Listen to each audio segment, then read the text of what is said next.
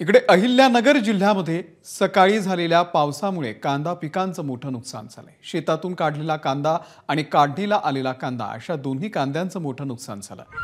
कापूरवाडी इथून आढावा घेतलेला आहे आमच्या प्रतिनिधींनी। मागील 2 ते 3 दिवसापासून अहिल्यानगर जिल्ह्यामध्ये ढगाळ वातावरण पाहायला मिळत होतं, तर आज पहाटे पावसानं हजेरी लावलेली आहे आणि त्यामुळे जर बघितलं तर अनेक ठिकाणी पिकांचं नुकसान झालेलं आहे। या ठिकाणी जर बघितलं तर आपण कांदा पीक हे जे काढून पडलेलं आहे शेतामध्ये त्याचं मोठं नुकसान जे आहे ते शेतकऱ्याचं झाल्याचं एकंदरीत पाहायला मिळतंय। हा कांदा जो आहे काढून टाकलेला तो अक्षरशः भिजलेला आहे आणि दुसरीकडे जर बघितलं तर शेतामध्ये देखील अक्षरशः चिखल जो आहे तर तो पाहायला मिळतो आहे। कांदा पिकाबरोबरच द्राक्ष पीक असेल किंवा इतर पिकांचं देखील कालच्या पावसानं जे आहे तर नुकसान झालेलं आहे। शेतकऱ्यांशी आपण बोलणार आहोत। पाऊस कधी आलेला होता? हा काढून ठेवलेला कांदा जो आहे किती भिजलाय काय नेमकं सांगा? रात्री 3 वाजता पाऊस आला। हा.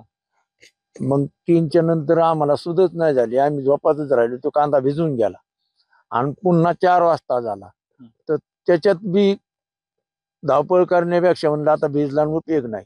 आणि मग तिसरा 6चा टप्पा जी झाला तर तो कांदेत पाण्यात वाहिले। बर, आता हे जे नुकसान झालंय किती नेमकं नुकसान झालंय? तुमचं काय मागणं आहे तुमच्या सरकारकडे? मग 3.5 ते 4 लाखाचं नुकसान झालं। बर.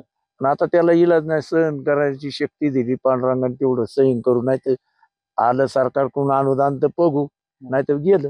बर, एकंदरीत जर बघितलं तर पहाटेच्या वेळेला जो पाऊस झालेला आहे त्यामुळे अहिल्यानगर जिल्ह्यातील अनेक शेतकऱ्यांचं हे मोठ्या प्रमाणावर नुकसान झालंय, त्यातल्या त्यात कांदा उत्पादकांचं मोठ्या प्रमाणामध्ये नुकसान झाल्याचं पाहायला मिळत आहे।